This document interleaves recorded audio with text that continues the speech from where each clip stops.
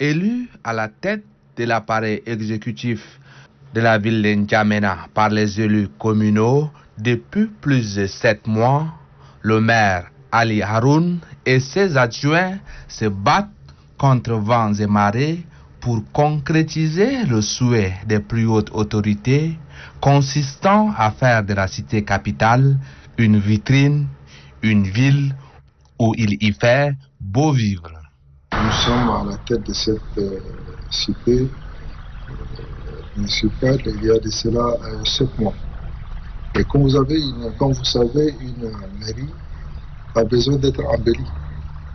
Donc, il va de soi que le maire que je suis, mes collaborateurs, mes adjoints, mes collaborateurs, nous devrons nous atteler tous pour que au moins notre ville soit belle, à l'instar des autres villes à travers l'Afrique ou le monde. Nous avons pensé qu'il fallait nécessairement, quelles que soient les difficultés du moment, mettre un peu cette population à l'aise, que cette ville puisse avoir une bonne image. Le combat ardu que l'exécutif communal a entamé, c'est la libération des voies publiques occupées anarchiquement par les concitoyens. Nous avons lancé l'opération.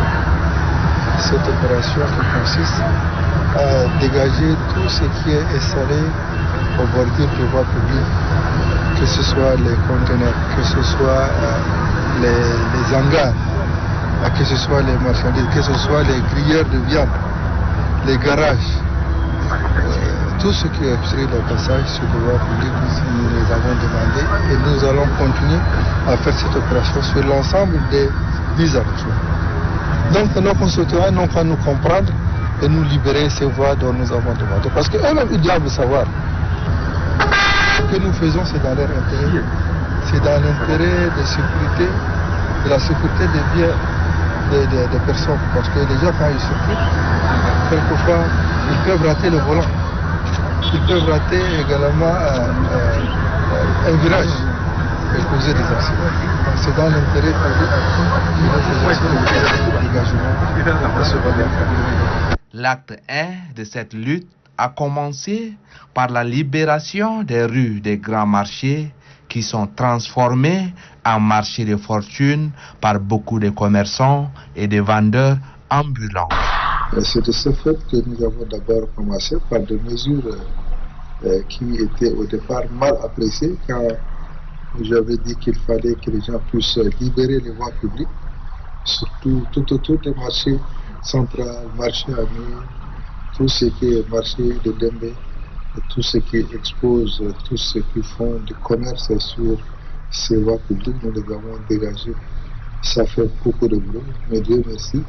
Avec le temps, les gens nous ont compris parce qu'on ne peut pas exercer sur la chaussée.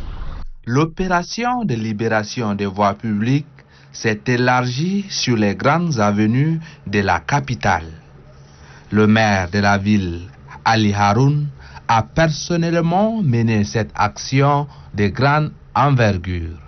Les voies obstruées par le passé sont libérées au grand bonheur des usagers. Aujourd'hui, tout autour du marché central, tout comme le marché de Mille, vous pouvez circuler avec votre véhicule, avec votre moto, vous pouvez marcher. Donc c'est une très bonne chose. Dans son plan d'action, l'équipe du maire Ali Haroun a focalisé également son attention sur la restauration de la place de la Nation. Cet espace qui fait la beauté d'N'Djamena a fait peau neuve. Vous aurez à le constater que nous avons fait des aménagements à la place de la Nation. Cette place de la Nation a coûté très très cher à l'État cadien.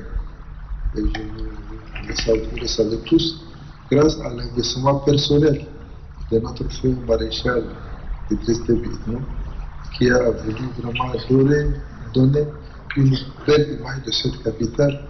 C'est pour cela qu'il a investi beaucoup d'argent à cette place. Malheureusement, les jeunes qui viennent là, tout comme les personnes âgées qui viennent là, ont détruit pas mal de choses.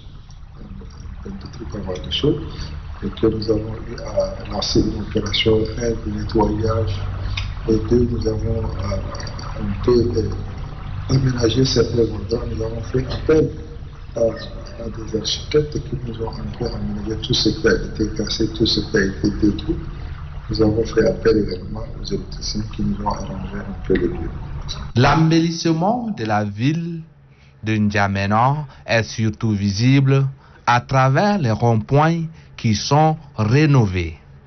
Sur l'avenue Ngarta Tombalbaye, la mairie a voulu doter la ville d'une horloge qui malheureusement n'a pas été comprise par les N'Djamenois. Sur le tout, ces ronds-points sont aménagés.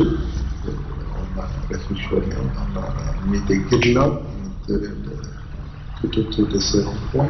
Tout comme sur les voies publiques, les grandes voies à travers la ville, nous avons mis des guirlandes lumineuses qui aujourd'hui, la nuit, rendent la ville plus belle. Parce que vous savez qu'à l'approche des fêtes d'année comme ça, il faudrait absolument que notre ville soit aussi si belle comme les villes à travers le monde. Nous avons apporté une autre innovation parce qu'il fallait au moins avoir une horloge de la ville. Et cette horloge de la ville, nous l'avons installée sur une voie de l'avenue Ngarta Tombalbaye. Donc cette horloge, c'est juste pour indiquer l'heure. Ça sonne à une certaine heure, à 7h et à 15h30. Malheureusement, beaucoup de nos concitoyens n'ont pas compris. C'est là quand ils ont vu les haut-parleurs à côté de l'horloge, ils ont pensé que c'est pour les prières. Donc c'est pas fait pour les prières, c'est pour que la voix de cette horloge porte plus loin, jusqu'avec le palanquin, jusqu'avec le téléphone, jusqu'à quand c'est avec les haut-parleurs. Mais Dieu merci, nous avons compris que c'est vrai, surtout pour ceux qui ont voyagé dans des grandes villes de par le monde, que ce soit à Paris, à Londres, à Washington, à New York, un peu partout, il y a toujours l'horloge de la ville qui sonne à un certain moment. Quelquefois, ces horloges sont installées même dans le bâtiment même de l'hôtel de ville. La sécurité routière tient à cœur les autorités communales qui forment les policiers municipaux afin de les déployer sur le terrain. Une police, une unité de police de circulation. Et cette unité de police de circulation, c'est une innovation. Nous savons tous qu'aujourd'hui, la police nationale fait d'énormes efforts dans la ville de Niamey. Ceux qui régulent la circulation, ceux qui font le constat de circulation. Et là, ils ont vraiment de la peine. Et la ville s'est agrandie. C'est une ville qui s'agrandit chaque année. Nous avons dit qu'il serait souhaitable que nous aussi, en tant que municipalité, nous devrons également jouer un rôle, surtout sur la réglementation de la circulation dans la ville de Niamey. En premier temps, nous avons créé une petite unité d'une quarantaine des agents municipaux qui vont veiller seulement que sur la devanture des écoles, puisque vous constaterez tous avec nous à certaines heures de pointe, quand les enfants quittent les salles de classe, ils traversent le goudron et ça crée l'embouteillage et ça crée également des accidents. Pour sauver la vie de ces jeunes élèves étudiants, nous avons dit qu'à ces heures de pointe, il fallait que notre police municipale puisse jouer un rôle, réglementer la situation pour que ces jeunes puissent traverser les voies publiques. Pour que les investissements faits soient durables, le maire Ali Haroun invite ses concitoyens à plus de responsabilités. C'est d'appeler nos concitoyens à nous comprendre. Parce que tout ce que nous faisons, c'est dans l'intérêt public. Malheureusement, beaucoup d'entre eux ne le comprennent pas. Voyez-vous, parce que quand nous disons aux gens que nous investissons pour faire telle chose, on installe les lampadaires, on aménage des ronds-points, ainsi de suite, c'est pour eux. Mais malheureusement, beaucoup de gens cherchent à saper tout ce que nous faisons. Donc, quelquefois,